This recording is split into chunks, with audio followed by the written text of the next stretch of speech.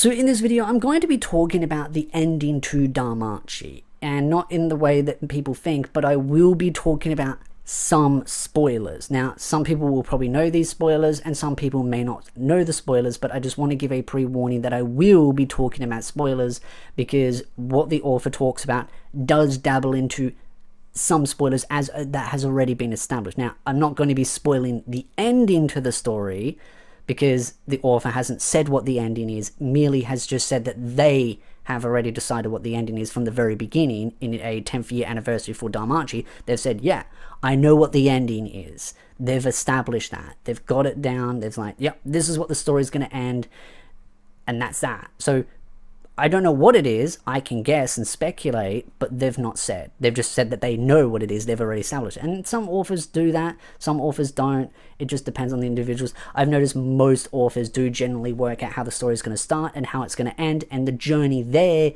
is generally roughly outlined, and then it alters and changes. And very much in this situation, that has been the case. But one of the reasons why I want to bring this up is because, one, we have new information, but two, one of the things that's happened over the years is some parts of the community have drummed this idea that the DanMachi story was going to end after 1 year had passed in the story. So from volume 1, starting point, after a year had passed in the story would come to an end, and that was apparently based on an interview that the author had done. Now, I brought up a video talking about that and saying how I don't believe that should be used as a evidence or a point of reference to say, hey, the story's going to end in 1 year, because one, information can change. Like, people can say one thing and then someone else relays that information to someone else, and it can warp and change as time goes on. And so maybe what the author actually really said wasn't quite what is being said now by some parts of the community. I'm not saying that as like a malicious thing. I'm just saying that as time goes on, sometimes information can be a little bit skewed, and also just translation can also be a little bit scuffed sometimes.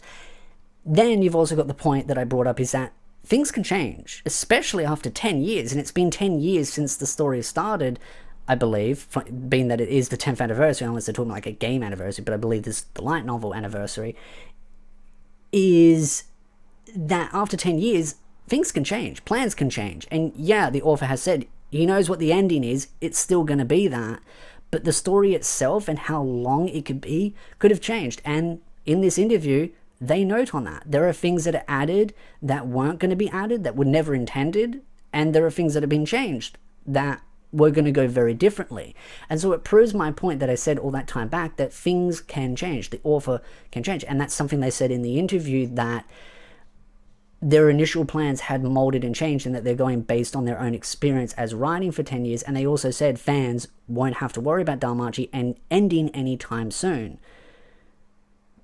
But again, it does mean that there is going to be an end to the story, but just when, that's the question, and it hasn't been decided, and it won't happen anytime soon. But saying anytime soon could mean from 5 volumes to 10 volumes to 20 volumes. We don't really know, and I don't think it'll be 5 volumes. I think it could be anywhere between, like, anything after 5 volumes could be anytime soon, because again, at the rate the volumes do come out, could be slower or faster. And I mean, in the recent last 2 years, the author has pumped out a lot of volumes, and that's what I mean. It could be like 20 volumes time, and then the story comes out.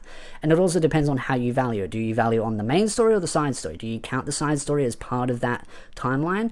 I would, but again, that's just me. Some people don't care as much about the side story stuff, they care about the main story. So again, it depends on how people value and measure that. But one of the things that I thought was interesting was that, yes, the author has said that they know what the ending is. And in my opinion, again, I don't know what the ending is because the author hasn't said, but in my opinion, it is clear that the ending is going to be Belle and Eyes are going to get together. There's going to be a big fight with a big dragon, and they're going to get together. That's what's been hinted through the very beginning of the story. That's not a spoiler, that's just clear observation from the very first volume and the very first season of the anime. But my concern is that the author is spending too much time building the harem and not enough time establishing the connection and the romance between Eyes and Belle, because that's clearly what the end game is going to be. But the fact is that the author has said, hey, it's not going to end anytime soon, means that there should be plenty of time to establish their romance with the side story and the main story. But that being said, most of it needs to happen in the main story, please, because even if it happens in the side story, and the anime continues the main story seasons, a lot of fans don't really like Eyes because the anime doesn't spend much time on her.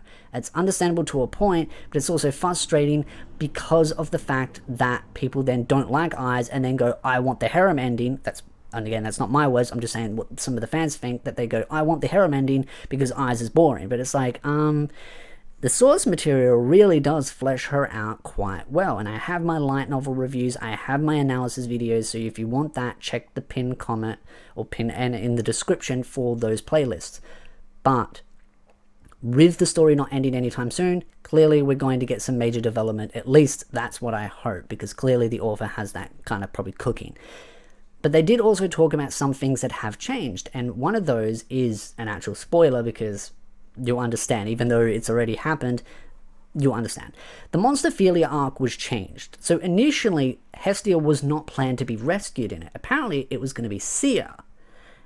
And the reason for that is because Freya was planning to have this big master plan that wasn't so open scheming, that she was basically going to put herself in a situation as Sia that Belle would then end up saving her. But apparently the publisher said, no, we need to put more focus on Hestia. And so honestly, I'm going to be blunt, I actually would have liked to have seen Belle actually save Sia. That honestly I would have liked to have seen, because it would have been kind of curious to see the connection between them, but it kind of shows that the author was kind of cooking that romance a little bit sooner, but they changed it to Hestia. It does make Freya seem a little bit more schemier, which kind of is a good idea. At the same time, I'm just kind of curious at how it would have all played out if Sia was the one he saved instead of Hestia. But at the same time, you got to remember about the knife, because Hestia is the one that has the knife with her. She gives it to him, she changes his status, and then he defeats it, and that's the big triumph. But at the same time, Freya is sitting at the back going, yeah, this is all kind of worked out as planned, I've given him that push as a hero. And she's kind of observing and mimicking and well, not mimicking, but you get what I mean by mimicking with Sia, but she's puppeting everyone into place how she wants it. So I do think both angles of that story are like mastermind, but one does seem a little bit more cunning than the other. And then there's also to do with the pleasure district with a certain fox girl. Apparently that was meant to be a little bit more extreme, but the editors said that was not a particularly good idea and ended up toning that down, which would have also been really interesting, because the entertainment district was a pretty heavy arc. Like, Belle went pretty ham when it came to the Amazon girls, and the Amazon girls had some pretty big plans because of their goddess, how that goddess was going to go after Freya, and they had this whole big plan where they were going to bring in extra reinforcements, they were going to use that stone, you know, sacrifice her life, and it was some big, more masterful plan, but Freya just kind of went, nope, I'm not interested anymore, you've been playing with my toy too much, and ended up knocking her off her pedestal. Would have been interesting to see that as well, being a little bit more extreme. I guess maybe I just would have just liked to see some more interesting extreme stories, but I kind of get why they toned it down.